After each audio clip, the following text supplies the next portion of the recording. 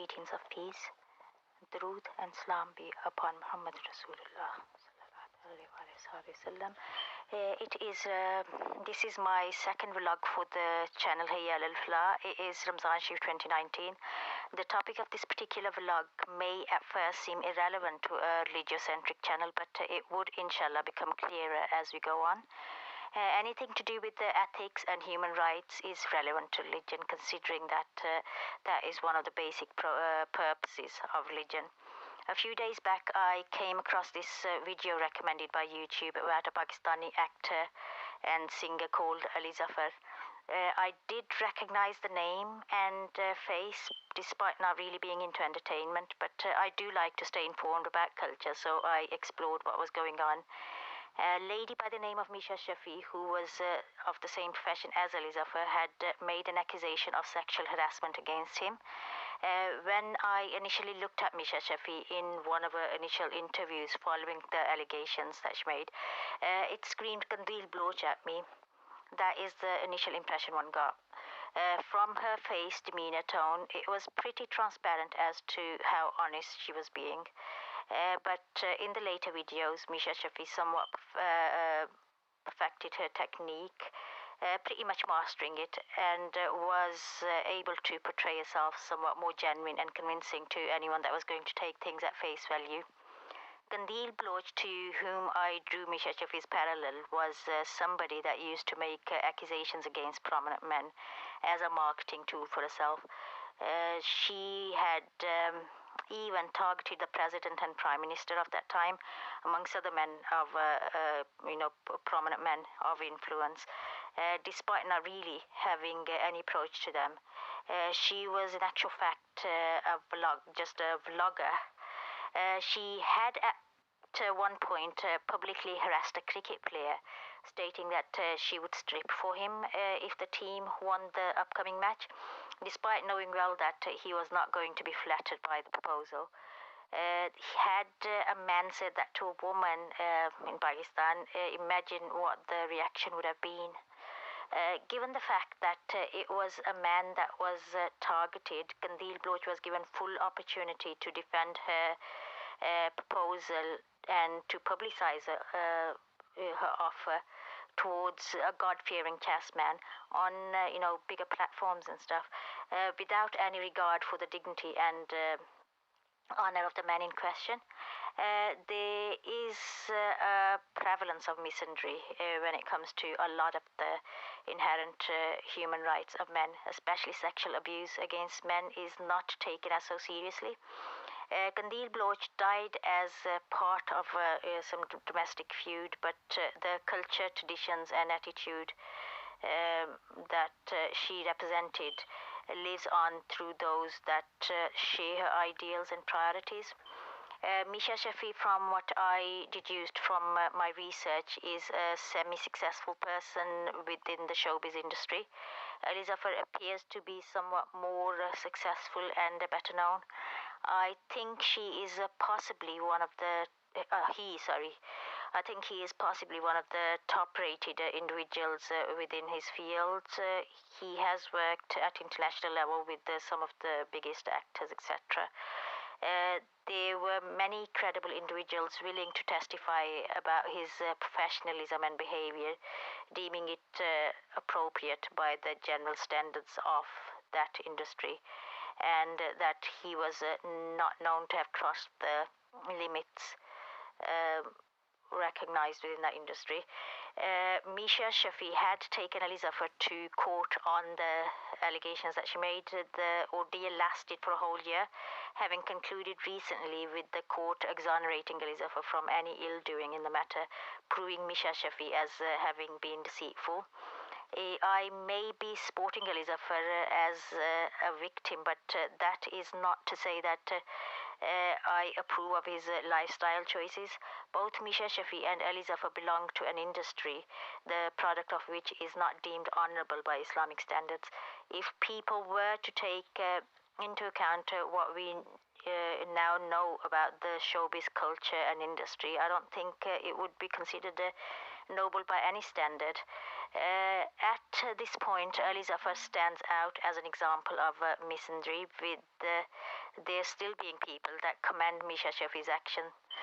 Ali Zafar has expressed a will to combat these attitudes of discrimination and abuse. This is the reason why I am highlighting Ali Zafar's example here, as I'm all for equality and human rights.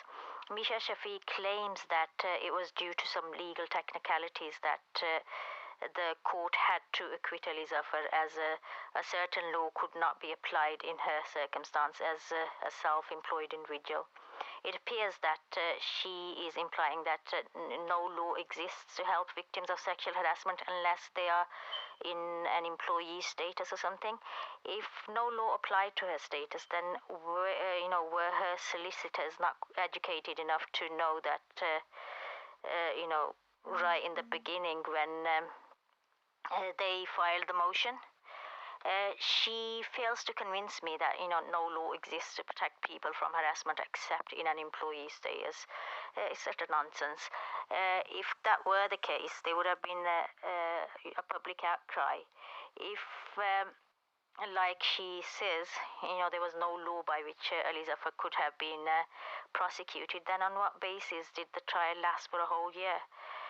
She then goes on to say that, if we were to suppose for her to have been untruthful in the matter, then how could the other women be lying too?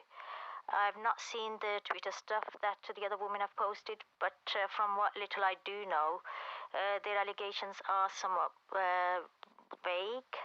There is evidence that a whole lot more women were approached with the request or suggestion to make baseless accusations against Ali Zafar. It is pretty dismal that only 3 or 4 or so agreed. Pretty opportunistic on their part. As if others of her excuses, for failing the case were not lame enough, Misha Shafi goes on to explain that it was because she was not able to present evidence to prove her abuse that the court was helpless in being able to help her.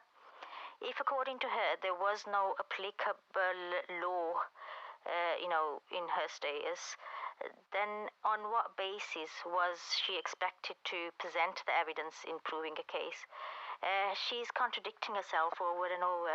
Ali Zafar, on the other hand, did give evidence, including a relevant video footage, and provided credible witnesses proving that Misha Shafi had claimed what Misha Shafi had claimed could not have been possible.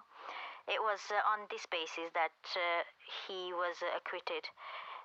It is most courageous and dignified for genuine victims of harassment to stand up for their rights and dignity and honor.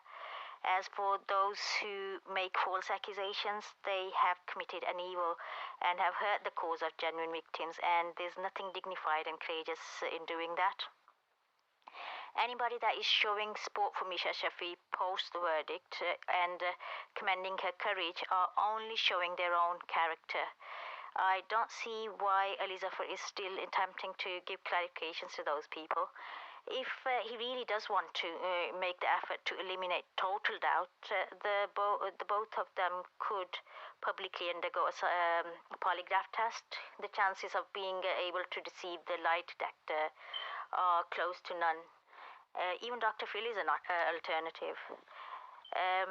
Ali Zafar has now filed a motion against Misha Shafi for loss and damages and compensation for the defamation. With this case still in hearing and hearing processes stages, and following Ali Zafar's acquittal in the case brought against him originally by Misha Shafi, there is no measures imposed by the court to stop continuous slander against him. I don't know if a gagging order could have been issued here, or if any law exists to offer the victim of false accusation protection against continuous slander after being proven innocent.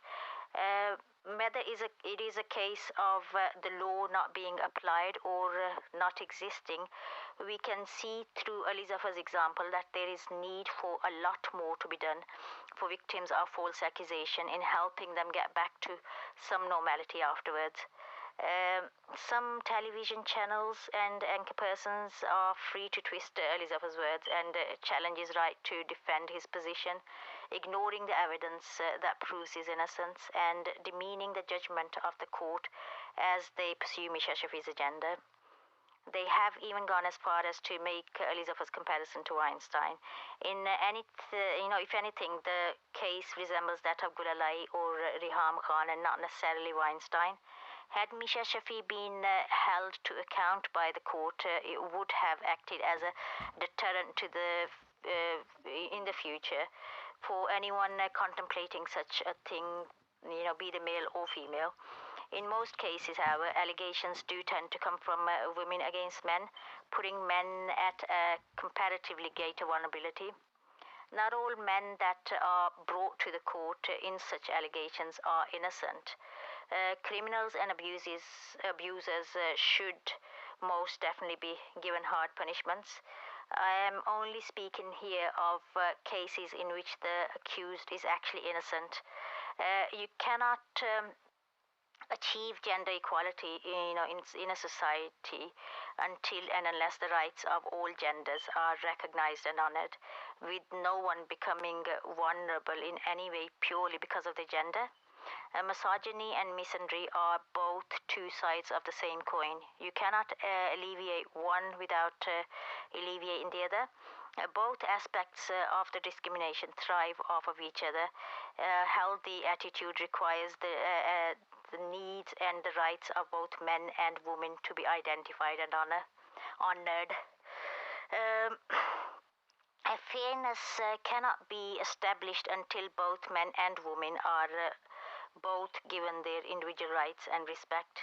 I feel that there isn't sufficient efforts being put in tackling misandry, with Misha Shafi not having been investigated by the court after having been found to have abused Ali Zafar in this matter. It is difficult to get to the bottom of what her motivation was in doing what she did. We can only speculate and cannot discount the possibility of foreign intervention by enemy countries in order to smear the image of Pakistan through a high-profile case of this nature. If we were to entertain this theory, then the selection of Ali Zafar as the victim makes good sense, but as I said, we can only speculate. Ali Zafar has said that he intends to campaign for legal reforms and possibly even additional legislature for greater help and assurance of complete justice for people who may end up in his position. He did also mention that the person making the false accusation should be deemed as having committed a crime and should be answerable to the court and should be made to pay for their crime through some form of punishment. But then at the same time, he is pleading for Misha Shafi to apologize so that he can forgive her. So would he withdraw his case for compensation and damages if she merely says sorry? If he doesn't want to bring her to account, then on what basis does he intend to campaign? Too many contradictions in what he's saying. He has been through the court process with both parties being given equal opportunities, and the verdict has been issued. The court is a heavily regulated body. It represents the values of the nation and acts on their behalf to determine the truth and serve justice. The judgment of the court should be treated as honorable, significant, and sufficient as a testimony of someone's guilt or innocence. It arrives at the verdict following a thorough examination, vetting of facts and evidence. If one finds that there has been some discrepancy, they can hold the court to account, which Misha Shafi has not done. The court is the channel to take to prove one's point or authenticity. Journalists can be motivated by self-interest, and TV channels aren't as strictly regulated as the courts are, as representatives of truth and justice. So it is wholly inappropriate for them to try and assume this role. They don't necessarily represent the nation's values and interests, and could have all sorts of funding sources and business interests. It's not their place to act as judges and lawyers within their capacity for the people and demean the verdict of the court of law. They aren't entirely transparent and are not accountable to people as the courts are. I don't feel that the TV channels should be allowed to sensationalize the whole thing, and Ali Zafar shouldn't really play into their hands by giving them opportunity. TV channels may be a medium through which he performs and stuff, but it's not the medium for seeking justice through. In addition to the legal reforms that Ali Zafar expressed the intention to campaign for, he said he wanted to do work for women and men too. The amount that Ali Zafar is seeking in compensation and damages is substantial, but I do assume that it is in accordance with his earning bracket. He declared that he intends to use any amount that is granted by the court following his application towards working for women's welfare. However, he has not made clear as to how he proposes to fund any work towards ensuring men's welfare and rights. Being a broken person at this point due to his ordeal, his lack of clarity at this point is understandable with his thoughts being all over the place. But he would need some planning, structure, and clarity in communication to proceed with his proposed plans to work for the human cause, and he would need consistent objectives and persistent effort to achieve results. His wounds are pretty fresh yet, so his cry of outrage would be loud, and his determination to claim his rights would be fueled by his pain. But when his life comes back to some normality and regularity, I'm just somewhat worried as to if he may backtrack and his proposed, backtrack from the proposed activities for human cause and gender equality. I wanted to urge him to follow through on the intentions that he expressed and to tackle the wider issues within misandry as well as misogyny. When I went to Pakistan some 20 years ago, it was pretty sad to learn. I was pretty sad to learn that so many young men were committing suicide so frequently. A lot of them young boys in their teens with their whole future ahead of them. It didn't surprise me too much though, considering the environment that they were subject to. There was definitely some degree of oppression and lack of support and understanding at many levels to have led them to have felt so helpless. And that is not to say that discrimination against females was any less from what I witnessed, but the abuses and discrimination against men is less recognized. Therefore, there needs to be greater effort to identify abuses against men and to speak out for their rights and welfare. By having given this example of Pakistan, I am not saying that UK or any other country is better in terms of gender equality in comparison to Pakistan. Misogyny and misandry, it's like a global disease. It is a pandemic and not necessarily an epidemic. I am not trying to single out Pakistan here, but since Ali Zafar is from Pakistan, I mention about the need in that region to urge him to make the difference there, moving one step closer to the vision upon which the country was formed. Ali Zafar has a choice to live for himself or live for everyone. It is the best investment of time, energy, and effort to devote it to collective welfare of humanity than to just serve one person or one family. In an interview Ali Zafar gave on Mubashir Luqman's program, Mubashir Luqman commented during it, complaining to the general population that no one stands up for the for the honor and dignity of people of the showbiz industry whenever they're targeted. When it comes to the values of the country and the ethos upon which it was formed, the showbiz industry isn't reflective of those values. A lot of the people within the showbiz industry deliberately and willingly compromise their inherent human dignity to a great extent. When they treat themselves like this, most people won't see the point in standing up for them. Ali Zafar claims that he was himself subject to sexual harassment, but what was there to stop him standing up for himself? He never stood up for himself at that point.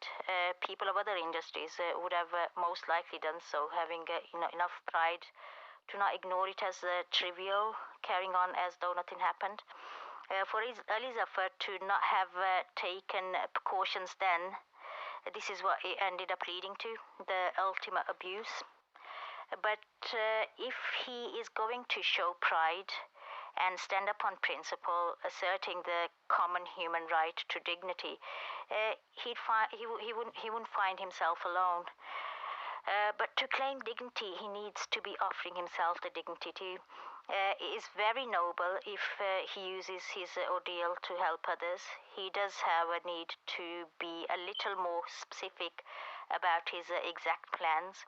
I do hope that he consults some pious and caring people for advice over what the needs and issues are and how to best tackle them.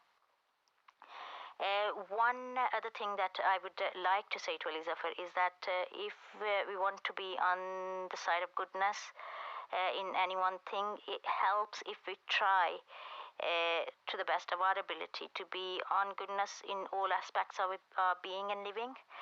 We have to exercise much tazkiyah and restraint to ensure that our conviction to God is deep, pure, and sincere to the best of our ability. We are always going to be far from perfection, but what is important is that we do progress in strengthening our relationship with the truth and thereby God to the best of our ability and effort. We shouldn't really turn our back on God when we wish, and then turn to Him when we fancy. That is an insincere relationship on the human part. I personally do not know the totality of what God sees and knows about Ali Zafar. I have to rely on my observation to judge, and what I do know is that the industry to which Ali Zafar commits his life and being promotes lifestyles and attitudes that are not healthy and are incompatible with the Islamic ethos upon which Pakistan was formed. Pakistan is not just a country, but it is an ideology. Ali Zafar mentioned that Tifa in Trouble 2 would be the suitable response to Misha Shafi. Tifa 1 or 2 is the personification of what Misha Shafi is. I don't know the movie or the story that it tells, but movieism in itself is an ignoble thing, given the issues and cultures that are shrouded within it. From what has come out in the media about how the industry operates and stuff, it's the true and correct response to Misha Shafi would be Ihdina Siratal Mustaqim. May Allah grant Misha Shafi guidance and let her exceed in piety, but at this point and in this matter, she is wrong and has wronged genuine victims of harassment by having made mockery of the suffering, as well as wronging Ali Zafar, whom she specifically targeted. Ali Zafar said that tapasya is his means of relationship with God. I personally have always been against the concept of tapasya because it is typically self-imposed hardship. If it was tapasya that was prescribed and regulated, that would be another thing. But the prescribed tapasya for a Muslim would be the Sharia. In Sharia, every moment and every aspect of our being remains in tapasya, instilling complete conviction and sincerity in our relationship with God, remaining constantly connected through obedience and subservience. At points when one ignores Sharia, they're turned away from God for those points, for those moments in time, and I don't exactly know what Ali Zafar means by the tapasya that he exercises, but if momentary or part-time tapasya brings so much gratification, then how about reaping the benefits of constant tapasya, uh, which to a Muslim won't be at clash with the Sharia? Our entire life and the choices and decisions that we make are a dialogue with God. We're in dialogue when we follow His prescribed path, and we are in dialogue when we follow others or our id or ego. In response that, in the response that we get back from God, karma or karma isn't always immediately apparent. But we have to commit to patience and persevere even when God's mercy is in veil, and trust Him. أعوذ بكلمات الله التامة من شر ما خلق. Peace and blessings be upon Muhammad Rasulullah sallallahu alaihi wasallam.